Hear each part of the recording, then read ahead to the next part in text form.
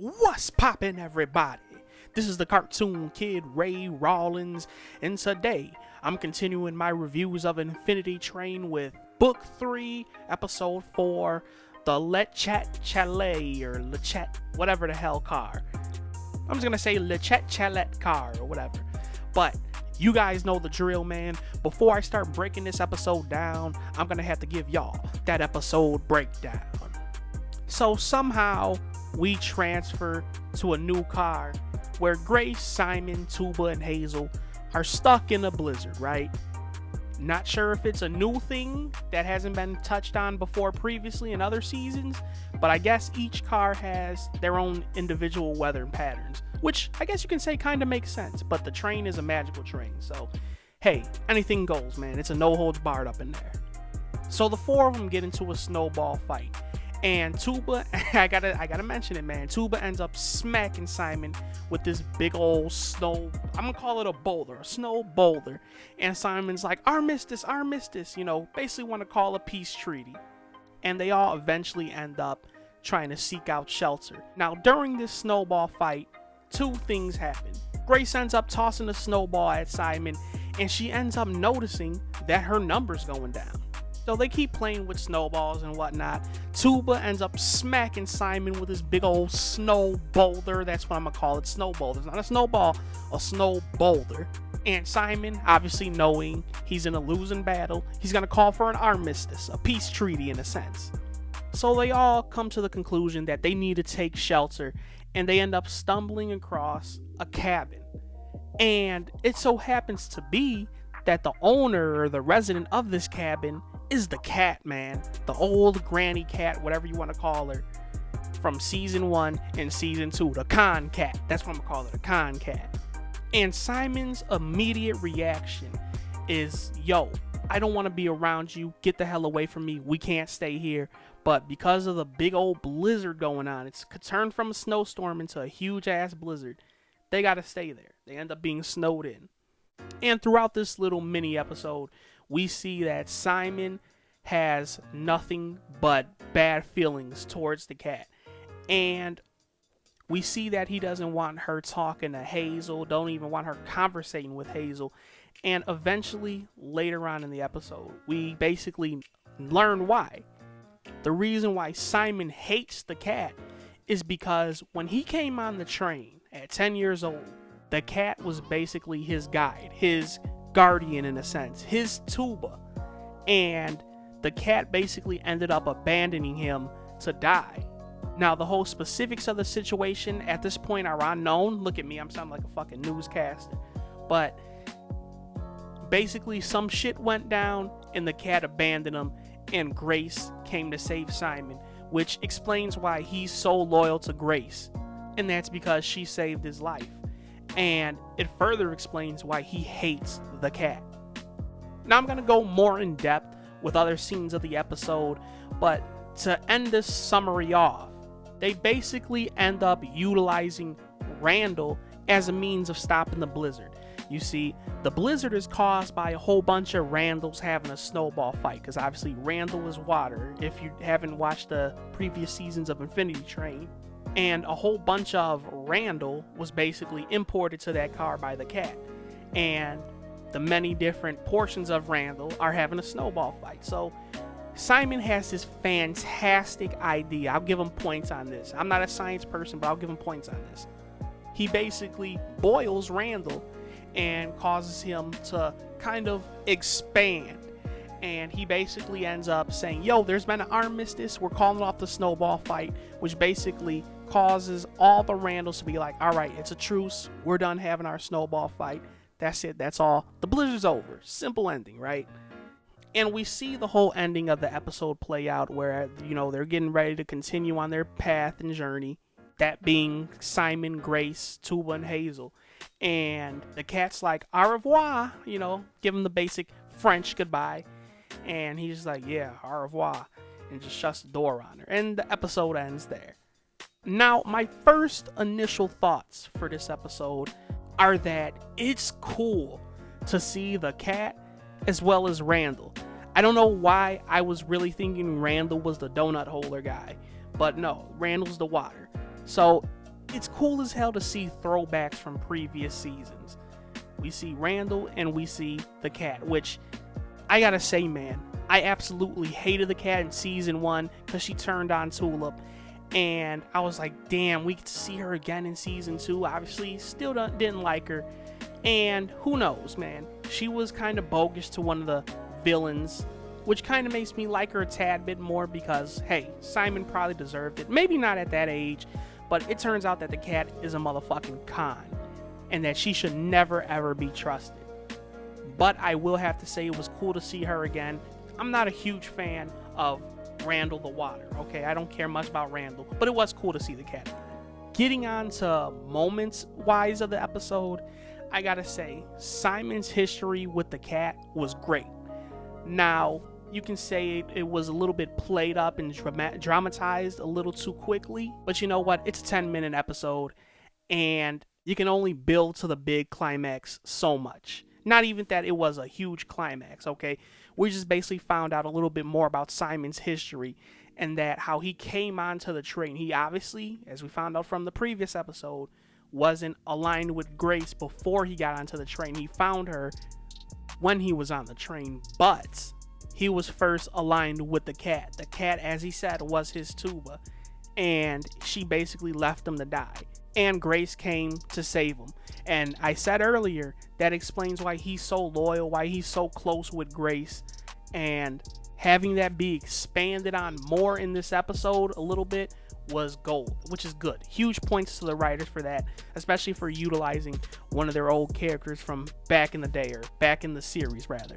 I give them huge points for that. Now, let's talk about Grace and her number, man. Listen, I mentioned in my last review that her number went down, right?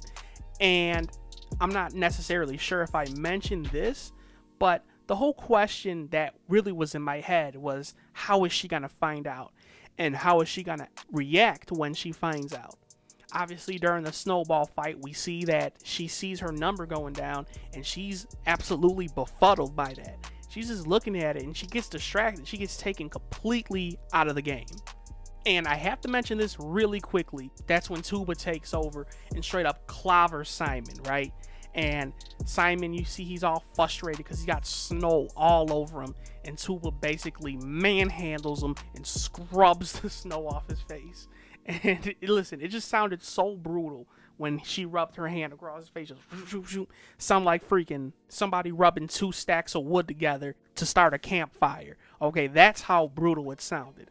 Which I have to say was pretty cool because we get a more clear display of Tuba's strength. And hopefully Simon learns from that, like, yo, I better not fuck with Tuba, or Tuba's gonna fuck me up. Okay? That's the main thing I took from that little scene right there.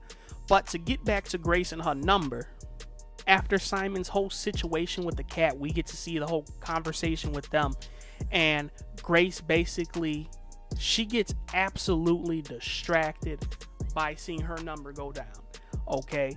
She gets so distracted that she basically has to let Simon take over the whole leading position of the apex in a sense. Or not the leading position, but the whole decision-making aspect of it.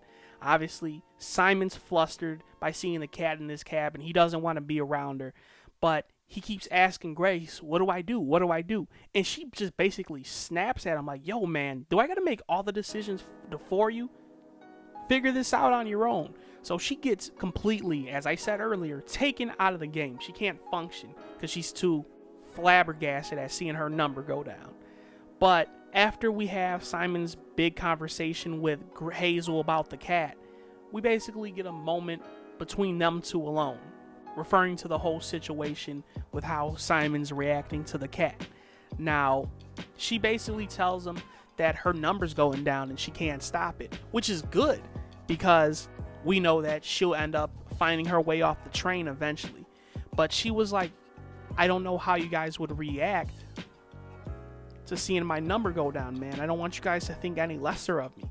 And Simon's like, yo, no matter what, I'ma always be here with you. I'm gonna be by your side. Can't remember how specifically he said it, but he said, yo, I'm gonna be here with you no matter what, man. And we see them have a nice tight hug and whatnot, all, you know, all nice and mushy, which once again displays their closeness and their friendship and their bond towards each other. But at least in my opinion, what makes it even more powerful is that we just had that revelation with Simon's whole thing with the cat and how Grace saved him. And now we have this whole thing with Grace's number going down, and she thinks she's going to be seen as, I guess you could say, invaluable in a sense, her losing her value. But Simon's like, nah, I rock with you, man. No matter what happens, I'm going to be rocking with you. Which speaks to Simon's loyalty. Big ups to the writers by throwing that little line in there, because that meant so much, especially after that scene with the cat. Big ups to them for that. And obviously, the whole Randall scene at the end was, okay, I guess. It wasn't too impactful because the other stuff going on in the episode overshadowed it, which, in all reality, it should have. To conclude this review, man, I gotta say, this episode really wasn't much different than episode 3. However, it's a million times more interesting. Simply because episode 3 was kind of, as I said, blasé. It wasn't too interesting, man. We got a little bit of character development, but we were in a boring car. Who wants to see some fucking ballroom dancing, man? I get it was something to continue on the show, and that's why I'm not gonna crap on it too hard, because me personally, I love this series. I am freaking in love with the series. So to have any episodes, regardless if it was, I can't say regardless if it was good or bad, because if they were all bad, then, you know, I'd have a hell of a lot more to complain about. But with this episode and how it differs from episode 3 is that episode 3 was in a boring car, whereas this was in an interesting car. This episode was still more geared towards character development, more so with Simon, but we get to see returning characters. We get to learn more about Simon in more of an interesting way, and we get to see how Grace reacts to her number going down.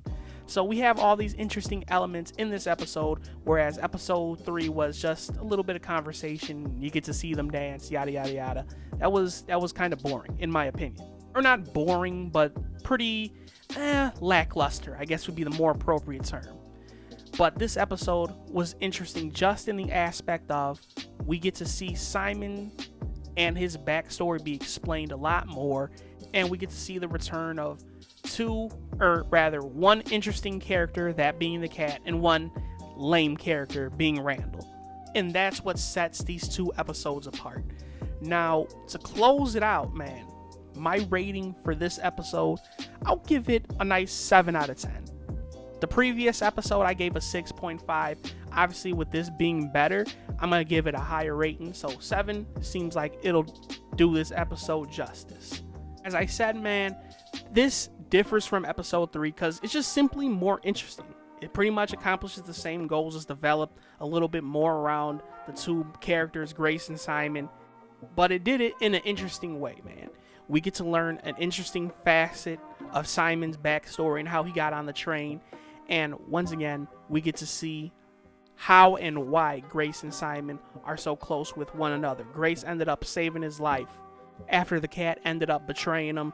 And Grace, obviously, we get to see her dealing with how her number's going down. And Simon, once again, showing his loyalty by being like, yo, I'm gonna rock with you no matter what happens. My review for this episode is a nice 7 out of 10, man. This has been my review for Infinity Train, Season 3, Episode 3, the Chat Chalet Car. This is the Cartoon Kid, Ray Rollins, and we're on the Cartoon Kid channel where we talk cartoons, and we do it, I would say daily, but I can't say that with confidence right now. But we do talk cartoons a lot on this channel, man. So feel free to go back and check out any previous Infinity Train videos that we got here on the channel, or check out some videos that I got here popping up on your screen in a little bit. But y'all know the deal, man. Tell me what you think of this episode. Tell me if you liked it. Tell me if you hate it. Tell me what you would rate it. Leave your opinions down in the comments box below. And until next time, I will see y'all when I see y'all. Peace out, everybody.